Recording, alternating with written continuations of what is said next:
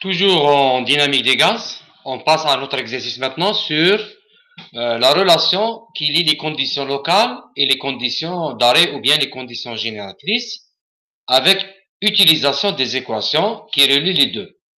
Donc nous avons de l'air qui est considéré dans cet exercice comme un gaz parfait, qui entre dans une turbine à un nombre de Mach M1 égale 0,4, à une température T1 de 1250 degrés C, et une pression absolue, P1 égale 625 kPa. Les conditions de sortie sont telles que le Mach M2 égale à 0,8, la température de c'est 650 degrés C, et P2 égale à 20 kPa. En absolu, bien sûr.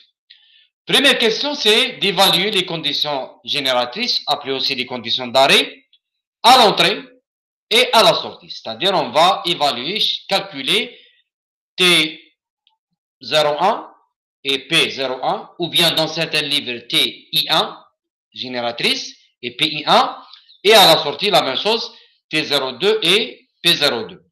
Deuxième question, c'est calculer la variation d'entropie spécifique entre l'entrée 1 et la sortie 2. Et en troisième question, s'agit-il d'un écoulement isentropique? On va voir. Donc, comme stratégie, on sait que les relations qui lient les conditions génératrices ou bien d'arrêt avec les conditions locales sont données en fonction du nombre de Mach local. C'est-à-dire, pour chaque nombre de Mach, vous avez la condition locale. Et on peut la relier avec la condition génératrice ou bien d'arrêt 0 par ces relations connues, c'est-à-dire T d'arrêt ou bien génératrice sur T local égale 1 plus gamma moins 1 sur 2 fois le Mach local au carré. La même chose pour le rapport de la pression d'arrêt avec la pression locale en fonction du Mach local. Dans certains livres, vous avez le rapport inversé, c'est-à-dire vous avez le T local sur T génératrice et P local sur P génératrice. C'est la même chose, ça va donner les mêmes résultats de toute façon.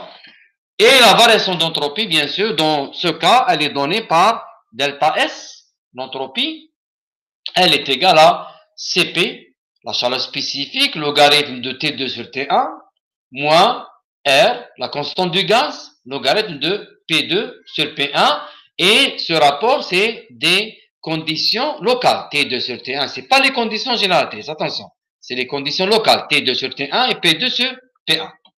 D'ailleurs, qui sont données dans l'exercice. Donc, on va faire notre analyse. Première question, on va évaluer les conditions d'arrêt à l'entrée, que je vais appeler T01 et P01. Et je vous rappelle que dans certains livres, on les appelle TI. D'accord? TI1 et PI1. Donc, nous avons à l'entrée, en 1, vous avez les deux rapports. Voilà. T01 sur T1 égale à 1 plus gamma moins 1 sur 2 fois M1 au carré. La même chose pour la pression P1 sur P1, c'est M plus gamma moins 1 sur 2, M1 local, bien sûr, au carré. Puissance, les gamma, bien sûr, c'est un gaz parfait, donc 1,4. Donc, je remplace directement. Et là, on n'oublie pas que dans toutes les équations de dynamique des gaz, les températures doivent être exprimées en Kelvin.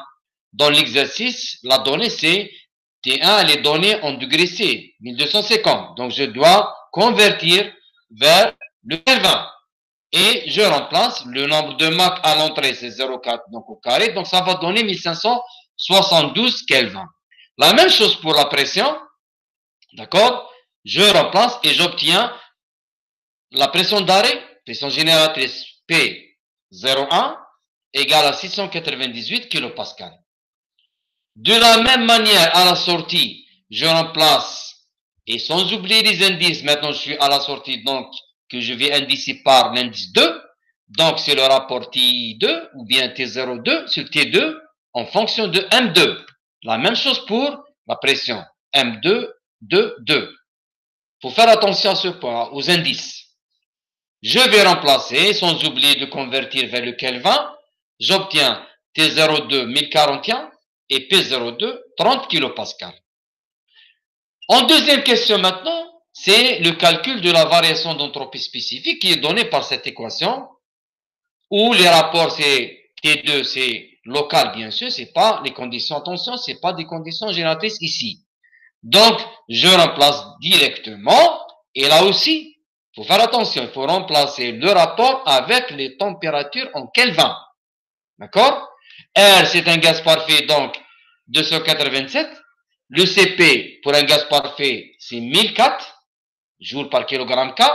Et j'obtiens un delta S, variation d'entropie, égale à 487,5 joules par kilogramme K.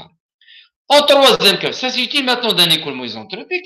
Il est clair, d'après les résultats, que, étant donné qu'on a obtenu un delta S fini, qui n'est pas nul, donc, l'écoulement, il n'est pas isentropique. Parce que isentropique, c'est-à-dire l'entropie S1 égale S2. Mais là, on a trouvé une valeur, une différence qui n'est pas nulle. Donc, automatiquement, ce n'est pas un écoulement isentropique. En plus, on peut le savoir, ce résultat, directement à travers les valeurs génératrices, les valeurs d'arrêt. Étant donné que TI0, T01, elle est différente de T02, d'accord? Donc l'écoulement, il n'est pas isentropique, d'accord? Il y a une variation de température d'arrêt, température totale. Donc là, même chose pour la pression d'arrêt, appelée aussi pression totale, pression génératrice. Elle est différente, donc elle n'est pas constante, donc automatiquement, l'écoulement n'est pas isentropique.